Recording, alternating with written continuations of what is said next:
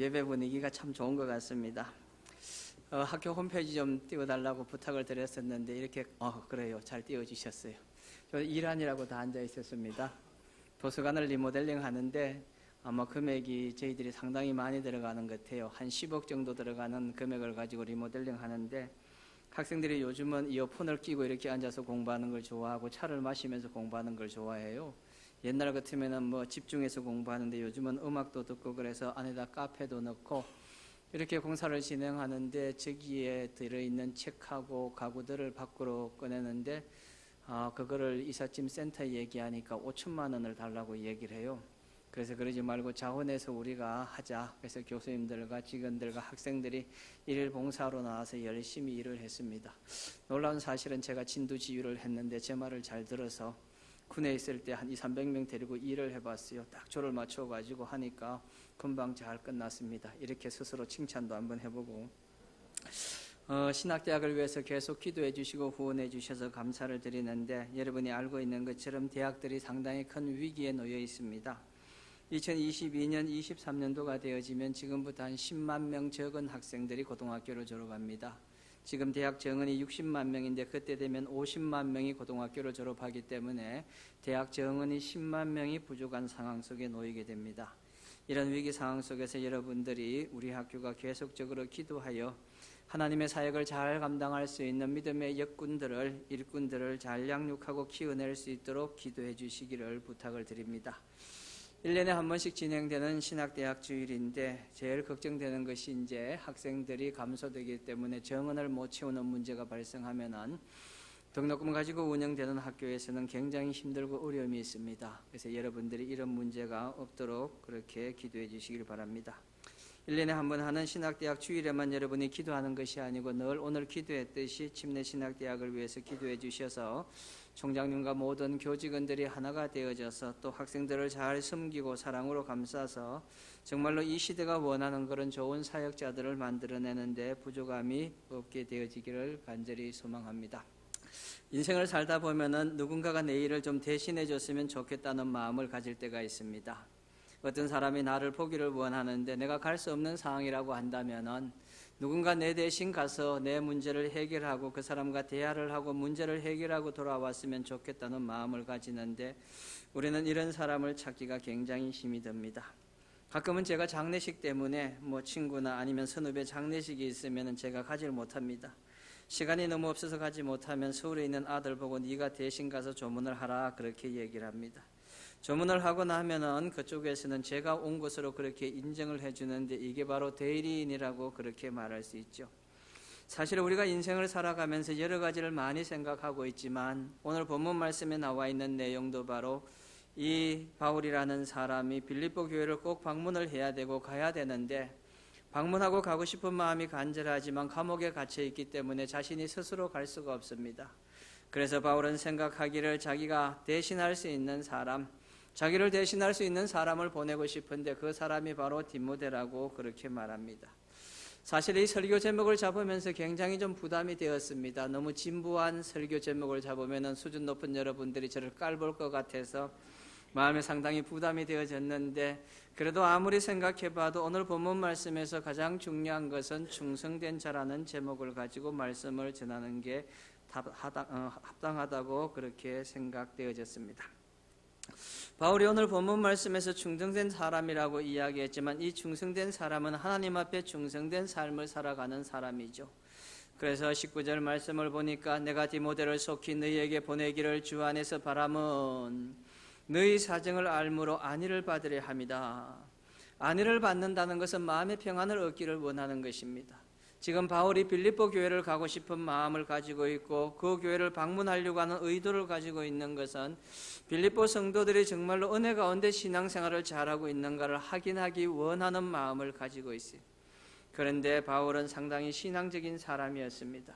내가 디모데를 속히 너희에게 보내기를 원한다는 것은 급히 지금 파송해야 되는 문제를 가지고 있지만 주 안에서 바란다고 이야기하고 있습니다. 정말로 디모데를 보내는 것이 하나님의 뜻인가 하나님의 인도하심이 있는 것인지 내가 디모데를 보내는 것이 하나님 앞에 영광이 되어지는 일이고 나에게도 기쁨이 되어지고 빌립보 성도들에게도 기쁨이 되어지는 일인지에 대한 것들을 먼저 체크하고 난 다음에 보내겠다고 그렇게 말합니다. 한 구절의 성경 구절이지만 이 구절 자체에 담겨져 있는 의미만 보더라도 우리는 사도 바울이 얼마나 신앙이 깊은 사람인지, 하나님을 신실하게 신뢰하고 의지하고 있는 사람인가를 발견하게 되어지는 것입니다. 그런 입장 속에서 이 바울은 자기의 충성된 사람, 정말로 주님 앞에 내놓았을 때 자신을 대신해 줄 수 있는 충성된 사람이 어떤 사람일까를 생각하고 뽑았을 때 그 사람이 바로 디모데라는 사람이었습니다. 그리고 디모데가 해야 될 가장 중요한 일은 바로 빌립보 교회에 가서 네 사정을 알므로 안위를 받으려 함이라. 빌립보를 방문하고 난 다음에 이 디모데를 통하여 들려오는 소식을 통하여서 마음의 기쁨과 행복을 얻기를 원한다고 그렇게 말하고 있습니다. 그렇다고 한다면 이제 바울이 왜 디모데를 선택을 했는지, 왜 디모데를 빌립보 교회에 보내기를 원했는지, 그가 왜 어떤 충성스러운 모습을 가지고 있기 때문에 그를 보냈는지를 한번 살펴보도록 그렇게 하겠습니다. 20절 말씀에 들어가면 이유가 나타나고 있습니다. 왜 디모데를 보내야 하는지 이유를 설명하고 있는데 그 이유 중에 첫 번째 이유가 뜻을 같이 한다고 그렇게 말해주고 있습니다. 여러분, 주님 앞에 충성된 사람이 되기 위해서 제일 중요한 것은 뜻을 같이 할 수 있는 사람, 마음을 같이 할 수 있는 사람이 있어야만 하나님 앞에 충성을 다할 수 있는 충성된 사람이 될 수가 있는 것입니다. 여러분, 우리에게 제일 중요한 것은 마음이 하나가 되어지는 거예요. 부부 사이에도 제일 중요한 것은 부부가 마음을 하나로 묶을 수 있을 때 그 속에서 시너지 효과가 나타나는 것이고 힘이 나타나는 것이고 행복한 가정이 되어질 수 있는 것입니다. 아무리 많은 부를 가지고 있고 돈을 가지고 있고 명예를 가지고 있다고 할지라도 그들의 마음이 하나가 되어지지 아니하고 연합되어지지 아니하면은 그 가정은 행복한 가정이 될 수가 없습니다. 여러분, 사실 빌립보는 가장 바울이 사랑하는 교회 중에 하나였었고 아무 문제가 없다고 이야기할 만큼 행복한 교회가 바로 빌립보 교회라고 그렇게 말하고 있습니다. 여러분, 바울이 여러 교회를 개척했지만 그 많은 교회들 중에서 정말로 주님의 마음에 합한 교회였었고 하나님의 사랑이 있는 교회였었고 주님 앞에 영광을 올려드릴 수 있는 축복된 교회가 빌립보 교회였지만 이 교회 안에도 여전히 문제를 가지고 있어요. 2장 2절 말씀을 가서 한번 살펴보겠습니다. 바울은 빌립보 교회를 권면하면서 2장 2절 말씀에 보니까 마음을 같이하여 같은 사랑을 가지라고 말했습니다. 마음을 같이하여 같은 사랑을 가지라고 권면한 것은 빌립보 성도들 중에 마음을 같이하고 있는 사람이 없다는 것을 말해주고 있는 것이죠. 같은 사랑을 가지고 있는 사람이 부족하기 때문에 사도 바울은 그들에게 권면하기를 여러분 마음을 같이하여 같은 사랑을 가지고 뜻을 합하여 한 마음을 품어. 한 마음을 품으라고 쉽게 이야기할 수 있는데 그걸 3번이나 반복했습니다. 마음을 같이 하라고 말했었고 같은 사랑을 가지라고 말했었고 뜻을 합하라고 말했습니다. 이 3가지를 설명하면서 한 마음을 품는 사람이 되어지라고 설명하고 있는 것이죠. 여러분, 우리가 마음이 하나가 된다는 건 참 쉽지 않은 거예요. 설교하는 사람과 설교를 듣는 사람이 마음의 하나가 되어졌을 때 정말 은혜로운 시간이 되어질 수 있는 것입니다. 하나님의 성령의 놀라운 역사를 통하여 우리가 마음을 하나로 묶을 수 있을 때 그때 성령의 기적 같은 역사가 나타나는 것이고 우리에게 놀라운 은혜가 나타날 수 있는 것입니다. 그런 의미 속에서 바울은 빌립보 성도들에게 마음이 하나가 되어지라고 말하고 있습니다. 그래서 바울은 말하기를 충성된 사람은 마음을 같이 할 수 있는 사람, 뜻을 하나로 묶을 수 있는 사람, 같은 생각을 가지고 있는 사람, 이런 사람을 충성된 사람이라고 생각하고 이 사람을 지금 빌립보 교회에 보내겠다고 그렇게 말해주고 있습니다. 그런데요, 제가 짧은 인생을 살아봤는데 이 인생을 살아보면서 마음을 같이 하는 사람이 찾기가 힘들다는 것을 늘 느끼게 되었습니다. 우리가요, 사람의 마음이요 아침 저녁으로 바뀐다고 그렇게 이야기하고 있습니다. 오늘은 정말로 가까운 친구로 지낼 수 있고 또 1년은 가까운 친구로 지냈었는데 어느 한순간 우리의 마음이 흐트러지고 우리가 화합할 수 없고 하나가 될 수 없는 환경이 되어지면 각자의 이익을 따라서 사람들이 서로 갈라지는 것을 볼 수가 있습니다.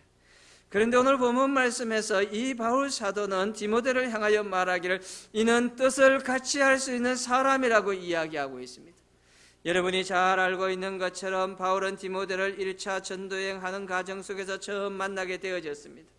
그에게 아마 성경에 나와 있지 않지만 복음을 전하고 난 다음에 다시 안디옥으로 돌아갔다 2차 전도여행을 진행하면서 제일 먼저 디모데에게로 가서 그를 픽업해서 그를 데리고는 복음 전도 사역에 동참할 만큼 디모데와는 오랜 시간을 같이 지낸 사람이라고 말할 수가 있습니다. 오랜 시간을 같이 지냈다고 해서 그 사람들 사이 속에서 마음이 하나가 되어지는 것은 아닙니다. 저도 지금 한 26년을 같이 살았지만 여전히 마음이 하나가 될 때가 잘 힘들 때가 많이 있는 것 같습니다. 저만 그런 것이 아니고 여러분도 그럴 줄 믿습니다. 아멘도 안 하고 그냥 넘어가시려고 하는데, 어제 저녁에 부부싸움 하신 분들 얼굴에 다 기록되어 있고 쓰여 있는데 거짓말하시면 안 됩니다. 25년을 살아도 30년을 살아도 40년을 살아도 마음이 하나 되는 게 너무 힘들고 어려운 거예요. 자식을 낳았는데 이 자식은 내 마음대로 될 것 같은데 이 자식도 내 마음대로 되지 않기 때문에 마음을 하나로 만들어가는 것은 너무나 힘들고 어렵습니다. 그래서 우리는 저 사람의 마음을 내 마음으로 하나로 묶기 위해서 설득도 하고 또 어떤 때는 조금 더 강요도 하고 그렇게 하지만, 오늘 본문에서 말하고 있는 마음이 하나가 되어졌다는 것은 그런 의미를 가지고 있는 것이 아니라 바울과 디모데가 복음 안에서 하나가 되어졌다는 것을 말하고 있는 것입니다. 사람은요, 자기의 생각과 자기의 의지가 분명하기 때문에 결코 하나의 마음을 가질 수가 없습니다.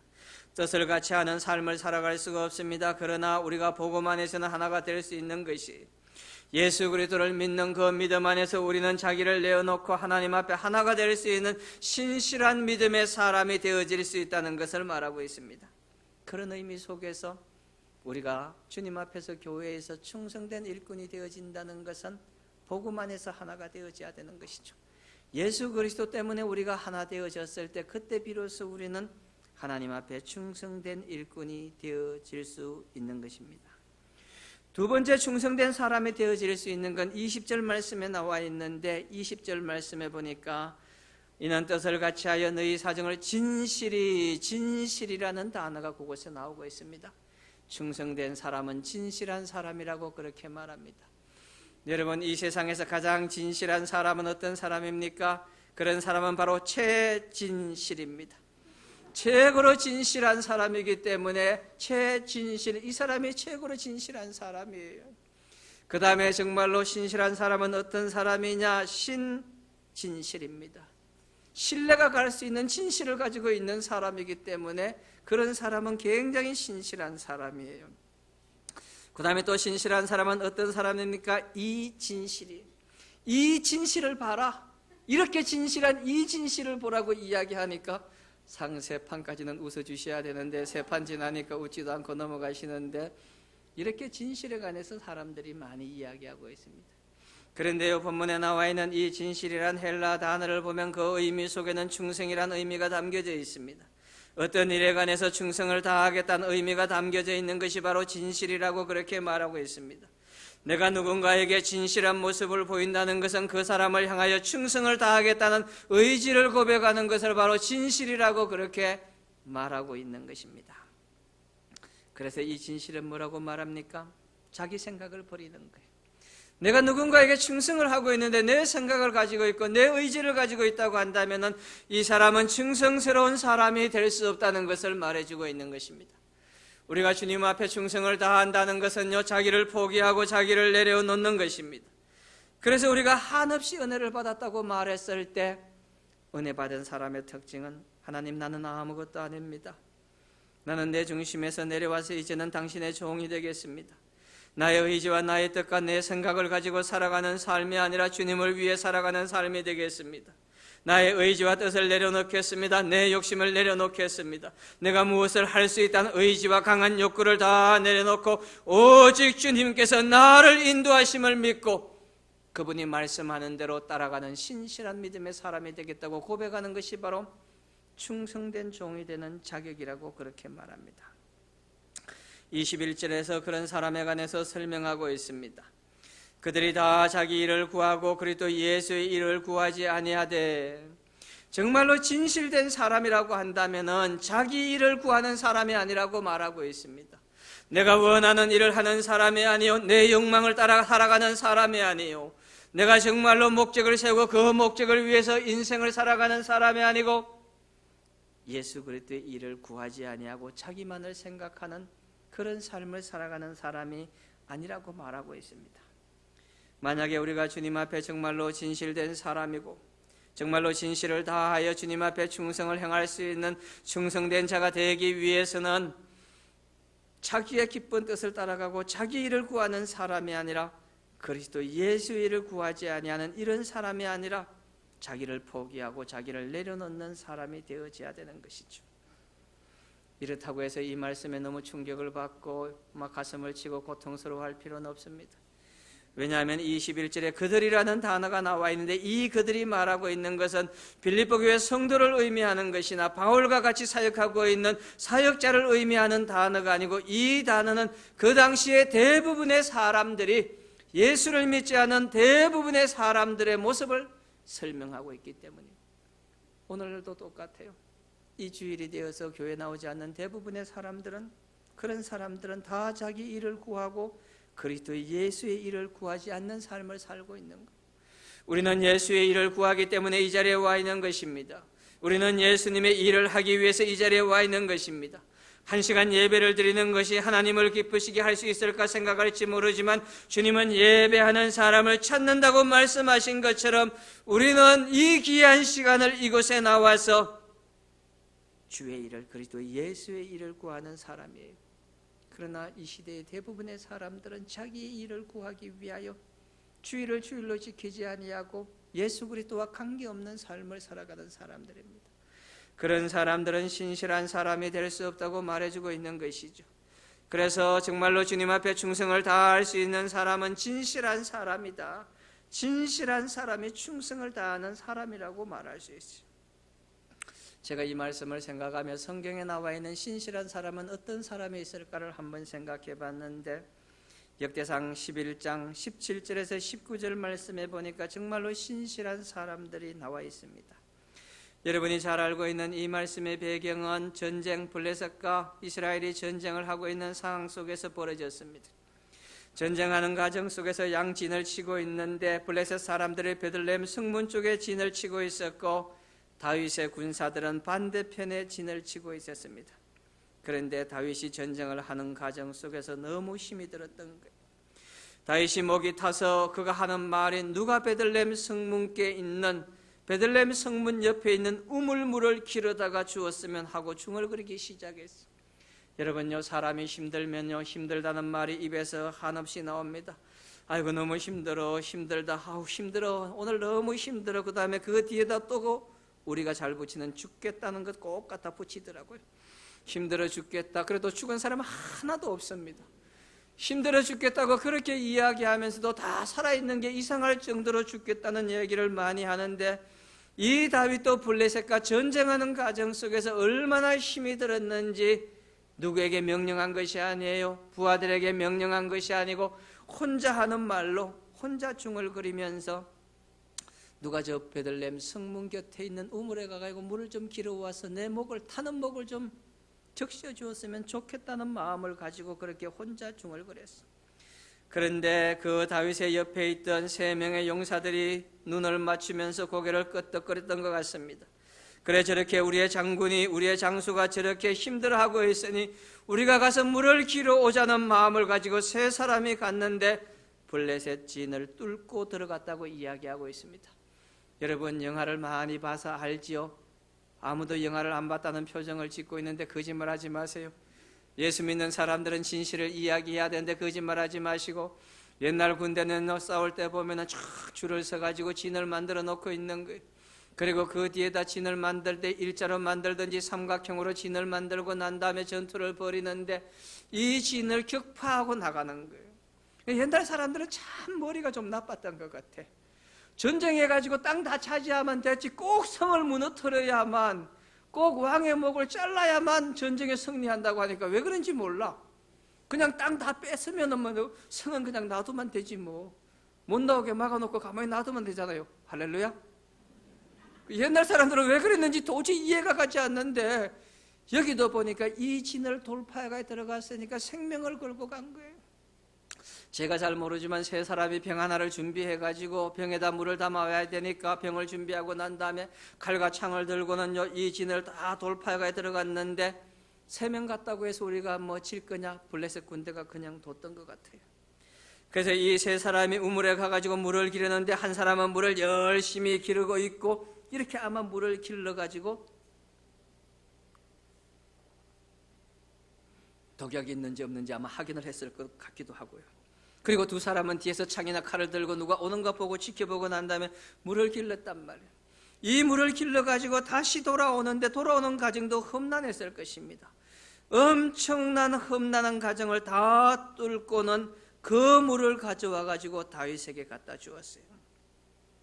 그러나 다윗은 차마 그 물을 마실 수가 없어 그것을 여호와께 부어드리고, 다윗이 생각하니까 3명의 이 용사들이 용맹한 군사지만, 정말로 용맹한 군사지만 이 사람들이 적진을 뚫고 들어가가지고 그곳에 가가지고 우물에 물을 길어가지고 가져왔는데 이 가져온 것을 마시려고 생각하니까 도저히 마실 수가 없는 거예요.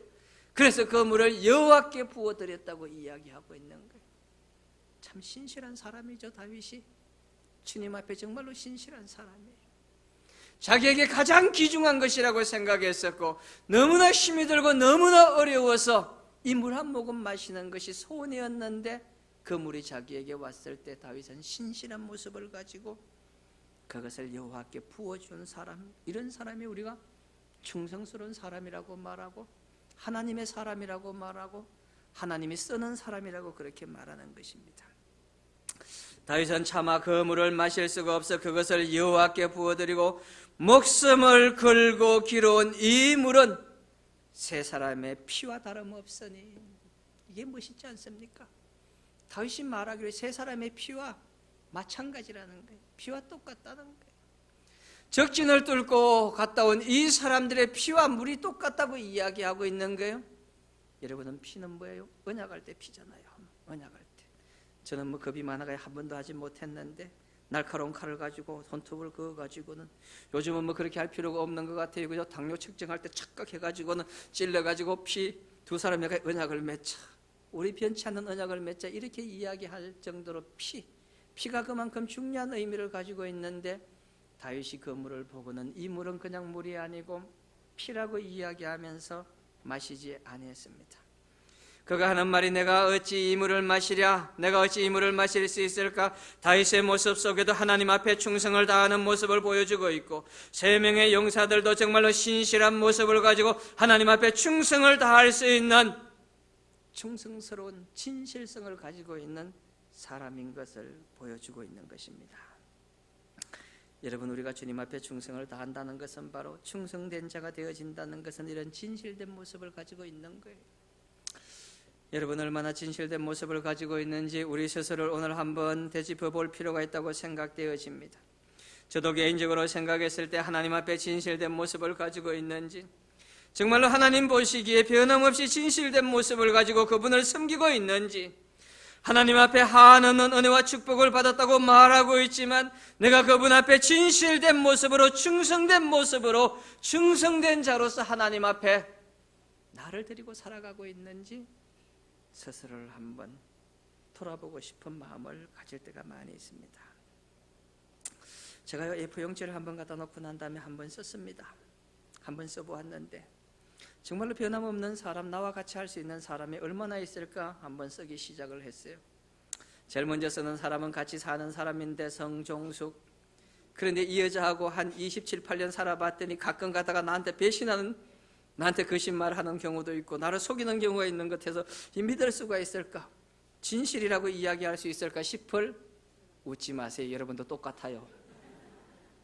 웃어서 될 일이 아니고 여러분도 똑같아요. 이게 내가 내 남편이라고 믿고 살고 싶은데 그 믿을 수가 있을까? 가끔 가면은 어려운 일을 나에게 자꾸 시키는 남편 보면서 내가 이 남편 믿고 살 수 있을까? 동의하시는 분 아멘 하시고, 다들 착하셔서 아멘도 안 하시고, 이 여자 내가 평생 믿고 살 수 있을까? 동의하시는 분 아멘 하시고, 이때는 그냥 무조건 해주는 거예요. 그래야 집에 가서 문제가 발생하지 않는 거예요. 여러분 참 성격들 보니까 가정 살림하기 힘들겠다. 다시 한번, 참 이 여자 내가 평생 믿고 살 수 있을 것 같다. 다음엔 해야지. 남자들은 무조건. 그래야 삶이 행복해지고 반찬이 좋아지죠. 이 남자 내가 평생 믿고 살 수 있겠다. 역시 여자들이 나. 대한민국은 여자들이 뭐든지 다 해야 돼. 남자들이 해서는 안 될 것 같아. 큰아들을 써봤더니 큰아들은 좀 온유한 성격이라 충분히 가능할 것 같은데, 둘째 아들을 썼는데 둘째 아들은 반반이야. 야는 신실함이 좀 부족하다는 느낌이 들 정도로 아닐 것 같은 느낌이 가끔 드는 거예요. 같이 살고 있는 가족들도 이렇다고 생각한다면 우리가 주변에서 신실한 사람을 찾아낼 수 있다는 게 얼마나 힘들다는 것을 말하고 있습니다. 오늘날 교회에서 제일 중요한 것도 신실한 신앙의 사람을 찾지 못하기 때문에 문제가 있는 거예요. 정말로 주님 앞에 충성을 다할 수 있는 사람, 하나님 앞에 신실하게 서서 하나님을 기쁘시게 하는 삶을 살려고 하는 믿음의 사람들이 많아야만, 그래서 우리가 그런 사람들을 향하여 충성된 자라고 말할 수 있는데, 이런 사람들이 우리 주변에 얼마나 많이 있을 것인가. 다른 사람이 진실된 사람, 충성된 사람이 되라고 말하는 것이 아니라 내가 충성된 사람이 되어지고 내가 주님 앞에 진실된 사람이 되어야 되는 거예요. 그래서 주님께서 말씀하시기를 내가 가야 되는 곳에 너를 보냈으니 나는 만족하고 감사한다. 내가 해야 되는 공부방에, 내가 해야 되는 교회 학교에, 내가 해야 되는 찬양팀에 내가 가야 되지만 네가 대신 갔으니, 충성스러운 진실된 너를 보냈으니 나는 믿을 수 있다는 주님의 말씀이 우리에게 들려와야 되는 거예요. 내가 너를 보냈다, 신실된 진실된 너를 보냈다는 주님의 음성을 들을 수 있을 만큼 우리가 충성된 일꾼이 되어지는 것이 하나님의 뜻이죠. 세 번째, 바울은 왜 디모데를 그러면은 충성된 자라고 생각하고 보냈을까? 그것도 20절 말씀에 나오죠. 20절 말씀에 보니까 이는 뜻을 같이 하여 너희 사정을 진실히 생각할 자가 이밖에 내게 없습니다. 너희 사정을 생각할 자가 이 사람밖에 없다고 이야기하고 있는 거예요. 너희 사정을 생각해 줄 사람이 이 사람밖에 없다. 너희 사정을 이해해 줄 사람이 이 사람밖에 없다고 얘기하고 있어요. 여러분, 바울이 디모데를 보내는데요, 이 디모데를 보내면서 빌립보 교회가 가지고 있는 문제를 해결하는데 그 문제 가운데 너희 사정을 알아줄 사람이라고 말하고 있어요. 너희 사정을 알아준다는 이 말이 가지고 있는 것은 긍휼을 베풀 수 있는 사람을 말해주고 있는 거예요. 여러분, 주님 앞에 충성을 다하는 사람은 사람에게 긍휼을 베푸는 거예요. 하나님이 예수님을 이곳에 보낸 것은 그 예수님이 십자가의 죽으심으로 긍휼을 베푼 거죠. 긍휼을 베푼 거예요. 죄를 지은 사람, 범죄한 사람, 도저히 용서할 수 없는 사람들에게 하나님께서 예수님을 보내시면서 예수님에게 긍휼을 베풀라고 말씀했어요. 긍휼을 베풀다가 도저히 더 이상 긍휼을 베풀 수 없으니까 그분이 십자가를 지고 돌아가신 거예요. 긍휼을 베풀고 사랑의 긍휼을 베풀기 위해서, 사랑을 다하기 위해서 그 사랑을 끝까지 하려고 하다 보니까 예수님께서 십자가에 달려 돌아가심으로 하나님의 긍휼의 사랑을 보여주고 표현할 수밖에 없다고 그렇게 말씀하고 있는 거예요. 바울이 아무리 생각해봐도 빌립보 교회에 가서 그들의 어려운 사정을 들어줄 수 있는 사람은 다른 사람이 아니라 이 디모데밖에 없다고 생각했어요. 긍휼을 베풀 수 있는 사람은 디모데밖에 없기 때문에 이 사람이 충성된 사람이구나, 충성을 다할 수 있는 사람이라고 그렇게 생각하고 있는 거예요. 여러분, 교회를 걱정하고 교회를 생각하는 사람, 또 이웃을 걱정하고 이웃을 생각하는 사람, 형제의 아픔과 고통을 생각하면서 그 사람을 위해서 무엇을 해줄 것인가에 대해서 걱정하는 사람, 이런 사람이 바로 충성된 사람이라고 말할 수 있는 거예요. 우리가 충성된 사람이라고 말하는 것은 누군가 우리에게 도움을 받아야 될 사람, 긍휼을 입어야 될 사람을 향하여서 내가 노력할 수 있는 것이고 그 사람을 위해서 힘쓸 수 있는 사람, 그런 사람이 바로 충성을 다할 수 있는 사람이라고 말합니다. 그런 의미 속에서 긍휼이죠. 제가 학기가 시작하면 한 번씩 가끔 학생들에게 하는 행사가 있습니다. 뭐 수업도 중요하고 마태복음을 배우는 것도 중요하고 바울서신을 배우는 것도 중요하지만 더 중요한 것은 사람의 따뜻한 마음을 가지는 것이 중요하니까 따뜻한 마음을 가지기 위해서 앞에 한 사람씩 앞에 나와서 자기가 아파서 병원에 입원했거나 육체적인 질병에서 고통당한 것이 있으면은 간증하라는 시간을 줍니다. 간증하라는 시간을 주고는 5분 이상 하면은 F니까 알아서 하라고, 시계를 들고는 4분 59초까지 기다렸다고 땡 하고 들어가라고 그렇게 얘기하는데, 그런데 의외로 아파가지고 병원에서 고통당한 사람이 많이 있어요. 한 학생은 40대 중반이 넘었는데 앞에 나와서 이야기하라니까 서가지고 그냥 첫 마디를 꺼내면서부터 울기 시작하는데 2년 동안 침상에 거의 식물인간으로 누워있다 일어나서 신학교로 왔다는 거예요. 말도 못하고 음식도 먹지 못하는 상황 속에서 2년이란 긴 시간을 보내는데, 그때 자기의 의식이 있으니까 생각 속에 하나님 나를 살려주시고 나를 고쳐주시면 주님 앞에 신실한 일꾼이 되어지겠습니다. 다른 사람들의 긍휼을 생각하는 사람이 되겠습니다. 다른 사람들의 어려움을 돌아볼 수 있는 사람이 되겠습니다. 내가 하나님의 충성된 사람이 되어져서 하나님 앞에 최선을 다하는, 충성을 다하는 믿음의 사람이 되어져서 긍휼을 베풀어야 되는 현장 속에서 사랑이 필요한 사람들에게, 용서가 필요한 사람들에게, 음식이 필요한 사람들에게, 진실된 마음이 필요한 사람들에게 사랑을 전하는 사람이 되겠다고 그렇게 말 못하는 식물인간으로 있으면서 그렇게 고백하다가 2년 만에 일어나가지고 신학교에 왔어요. 간증하라고 앞에 나오니까 내가 2년 동안 병상에 누워있었다는 말만 하고 끝나고 5분이 지났어요. 더 이상 말은 하지 않았지만 그 마음속에 사람을 향한 긍휼이 얼마나 강하게 자리 잡고 있는지, 사람을 사랑하려고 하는 마음이 그 속에 얼마나 넘쳐흐르고 있는지, 그 마음속에 정말로 하나님의 사랑을 가지고 남을 도와야 되겠다는 마음을 얼마나 강하게 가지고 있는지 그걸 발견하는 거예요. 그런 사람을 향하여서 주님이 하시는 말씀이 충성된 자라고 얘기해요. 한 학생은 앞에 나와서 간증을 하는데 온몸이 너무 아프다는 거예요. 진통제 때문에 그걸로 살고 견딜 수가 없다고 얘기하는 거예요. 그래서 병명도 뭔지 모르고 고통당한다고 얘기해서 제가 노원내과 가라고 얘기했는데, 진작 이때 내가 여기에 협동모약 목사였으면 우리 장로님 병원 가라고 얘기했을 텐데 그때는 그렇지 않아가지고 노원내과 제가 가보니까 잘 보더라고요. 근데 노원내과 가니까 그분이 병명을 발견해서 충남대 병원에 가서 진료를 하는데 지금도 계속 진통제로 살고 있어요. 치유가 안 된다고 얘기하면 진통제로 살고 있어요. 진통제로 살고 있는데 그날 내가 그거 소개해 줬다고 해가지고 이모토콘을 보내왔는데 가슴 속에 늘 그 사람이 남아있는 거예요. 저 사람의 진통을 좀 어떻게 들어줬으면 좋겠는데, 저 사람의 고통을, 질병을 좀 내가 들어줬으면 좋겠다는 마음이 드는데 해결이 되지 않는 거예요. 하나님께서 학기가 바뀌었는데도 자꾸 제 마음속에 감동을 주는 거예요. 물러가라 물러가라, 이런 감동은 물러가는 것이 좋다. 만나면 돈 줘야 되는데 주님이 저에게 돈을 10억을 준 적이 있습니까? 20억을 준 적이 있습니까? 왜 자꾸 주머니 돈 꺼내가 남주라고 이야기하시는지 모르겠다고. 여러분도 똑같잖아요. 그런데 지난 금요일 날 만났어. 저녁 먹으러 가는데 수업 들으러 온다고, 계절학기 수업 들으러 온다고 만났어. 머리가 더 휘어졌어. 물었더니 여전히 진통제로 산다고 그렇게 얘기해요. 뭘 해줄 수는 없지만 긍휼의 마음을 가지는 게 정말 주님 앞에 충성을 다하는 거예요.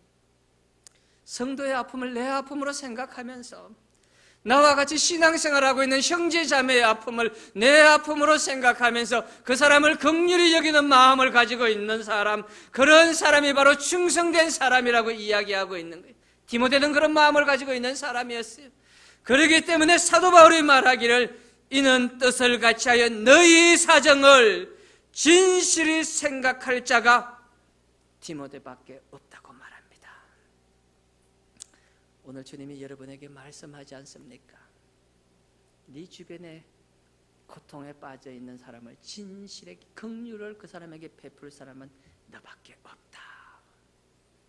우리에게 그 말씀했을 때 그걸 순종하고 받아들이는 것이 바로 충성된 사람이죠. 마지막 네 번째는 충성된 일꾼은 연단을 받는다고 나와 있어요. 22절 말씀. 디모데의 연단을 너희가 아나니 자식이 아비에게 함같이 나와 함께 복음을 위하여 수고하였느니라. 디모데의 연단을 너희가 안다고 이야기하고 있습니다. 그 말은 무슨 말이에요? 빌립보 성도들이 디모데를 이미 알고 있는 거예요. 디모데가 어떤 삶을 살아왔는가를 다 알고 있는 거예요. 여러분, 우리가 이렇게 보면 주변의 사람들 중에서 정말로 연단을 받아서 어려움을 겪고 있는 사람들이 많이 있어요. 주변에 교수님들 중에서도 어려움을 많이 겪은 분들이 있습니다. 질병으로 고통을 당하여 어려움을 겪은 사람들도 있고, 어린 나이에 자녀를 이미 잃어서 그것을 평생 가슴에 묻고 살아가는 사람들도 있고, 그런데 우리가 그런 아픔과 고통을 겪고 나면은 우리의 내면의 성숙이 일어나는 것이고, 하나님 앞에 보다 신실한 사람이 되어지는 것이고, 충성된 사람이 되어지는 거예요. 저는 여러분에게 자주 와서 설교했으니까 제가 말한 것처럼 교수가 돼서 이 자리에서 있다고 해서 괜찮아 보이고 화려한 게 아니라 숱하게 많은 고난과 어려움 속에서 연단을 겪어온 거예요. 그 결과가 오늘 이렇게 나타나고 있는 것이지 한순간 되어지는 건 아니에요. 여러분이 잘 알고 있는 순회 선교사라고 하는 김용희 선교사님이 계십니다. 이분이 순회 선교사로 계시는데 젊은 시절부터 주님 앞에 최선을 다하고 헌신을 다하는 그런 삶을 살아갔습니다. 그런데요, 이 김용희 선교사님이 아들을 낳았는데 그 아들을 하나님 앞에 드리면서 뭐라고 이름을 지었는가 하면 선교라고 지었어요. 선교. 이선교, 박선교 그게 아니고 김선교입니다. 김용희 선교사니까. 이 아들이 커서 하나님 앞에 선교를 다 감당할 수 있는 사람이 되고, 하나님 나라 확장을 위하여 귀한 일을 감당할 수 있는 사람이 되기를 원하는 마음을 가지고 이름을 선교라고 지었는데, 이게 중학교 2학년 들어가더니 그때부터 달라지기 시작하는 거예요.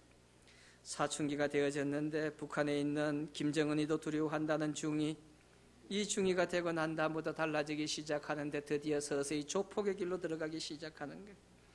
친구들과 모여가지고 다른 학교 교문 앞에 서가지고 하교하는 학생들의 주머니를 털기 시작하고 나쁜 일을 골라 하기 시작하는데 점점 자라나면서부터 조폭의 길을 가면서부터 이 선교사님이 가슴이 찢어지는 것 같아요. 내가 이 아이를 하나님의 사람으로 들여서 하나님의 일을 감당할 수 있는 축복의 사람이 되기를 원하는데 그와 정반대 방향으로 가는 거예요. 그때부터 기도하기 시작해서 기도가 언제 끝날지 모르고 밖으로는 자기의 사역이 커지면서 유명한 순회 선교사라고 이름이 나기 시작하는데 자식은 늘 엉망이 되어가고 있습니다. 어디 가서 자식 이야기를 할 수 없을 만큼 고통스러운 거예요. 그런데 그게 끝이었다고 한다면 우리가 예수 믿는 게 얼마나 실망과 좌절이 얼마나 힘들겠어. 얘가 나이가 30이 되고 난 다음에 주님 앞에 돌아왔어. 두 손을 들고 주님 앞에 돌아와서는 자기가 선교 사역을 감당하겠다고 선교 단체를 만들어서 지금은 훌륭한 선교 사역을 감당하는 사람으로 바뀌었습니다. 비록 우리가 생각했을 때 그 사람이 지금 하나님을 떠나서 모든 것을 잃어버린 것 같지만 그 기간은 연단의 기간이었단 말이에요. 그 기간 동안 광야에서 힘든 과정을 지나왔지만 그 힘든 과정을 지나고 난 다음에 하나님께서 정금같이 나오게 만들어서 쓰시는 역사가 생겼다는 겁니다. 연단을 두려워하면 충성된 일꾼이 되지 못합니다. 연단을 두려워하면 주님 앞에 선한 일꾼이 될 수가 없습니다. 학생들이 가끔 와서 불평불만을 합니다. 교수님 왜 그런 교회를 저한테 보내주셨어요? 왜 내가 너를 보낼 땐 네 사례비 받는 거 나하고 나누자고 반띵하자고 했잖아. 반띵. 가면 사례비 받으면 반반씩 나누자 반띵. 웃자고 하는 얘기예요. 한 번도 반띵한 적이 없습니다. 왜 힘들었어? 힘들어 죽겠습니다. 뭐가 힘들어? 아니 갔더니 교회 학교에 하는데요, 부장 집사님이 나를 불러가지고 뒤편으로 데리고 가더니 맞았니? 아니요, 맞진 않았습니다. 그럼 뭐가 문제야? 그랬더니 하는 말이, 저를 딱 세워놓고는 하는 말이, 손가락으로 탁 이마를 탁 치면서 하는 말이 뭔가 하면은, 야 나이도 어린 게 네가 전도사라고 말이야 대우해 주니까 응? 하늘 모르는 줄 알고 까불고 있어. 그랬다는 거예요. 야 참 좋은 경험했다. 좋은 연단의 훈련을 받았구나. 교회 가면은 다 거룩하고 신실하고 뛰어난 신앙심 있는 충성된 자만 있는 곳이 아니야. 이런 분도 있고 저런 분도 있고 장로님도 그런 분이 있고 집사님도 그런 분도 있고 목사님 중에도 그런 분들이 계셔. 그건 다 주님께서 너를 연단하기 위해서 하는 거야. 견디기 힘들다고 얘기하는 거야. 그러면은 내가 오늘 사인해 줄 테니까 자퇴해라. 학교 그만둬라. 가서 기도 좀 해보고 다시 돌아와서 결정해라. 그러면 다시 돌아와서 그래도 내가 하나님의 부름을 받았는데 다시 한번 용기를 내서 이겨내보겠다고. 이게 연단이에요. 이래야만 신실한 일꾼이 될 수 있는 게. 이 교회 몇 번 나가봤다가 에이 사람들이 보니까 나를 환영하지 않는 것 같아. 에이 목사님 보니까 좀 그런 것 같기도 하고 뭐 교회가 영 마음에 안 들어 옮겨보지 뭐. 또 저기 가보고 또 저기 가보고 이게 아니에요. 연단을 받지 아니하면 충성된 일꾼이 될 수 없는 거예요. 죄송합니다. 너무 좀 세게 얘기했던 느낌이 들어서 저에게 적용하도록 할게요. 사랑하는 성도 여러분, 참 정말 신실한 사람, 충성된 사람을 찾기 힘든 이 시대 속에 누가 정말로 주님의 마음을 시원케 할 수 있는 충성된 일꾼이 될 수 있겠습니까? 우리 주님의 마음에 합한 사람이 될 수 있도록 우리의 마음을 주님 앞에 내려놓는 것이 좋지 않겠습니까? 우리 정말로 충성된 일꾼이 되기 위해서 우리의 가지고 있는 것들을 내려놓고 진실된 모습을 가지고 주님 앞에 나와야 되지 않겠습니까? 정말로 주님 앞에 충성된 자가 되기 위하여서 성도를 사랑할 수 있는 긍휼이 넘쳐 흐를 수 있는 사람, 내 마음속에서 뜨거운 사랑이 넘쳐 흐를 수 있는 사람, 그런 성도가 되어서 주님 앞에 충성되다고 인정받을 수 있는 그런 충성된 자를 찾고 있는 이 시대에 나라고 대답할 수 있는, 내가 여기 있다고 고백할 수 있는 그런 사람 되어야 되지 않겠습니까? 마지막으로 충성된 일꾼은 연단이에요. 연단. 훈련이에요. 훈련. 이런 훈련을 통하여 여러분이 정말로 이 선한 목자교회가 앞으로 더 큰 하나님의 일을 감당할 수 있는 축복된 성도들이 늘어날 수 있는 은혜의 도가니 장이 되기를 간절히 축원합니다. 기도하겠습니다.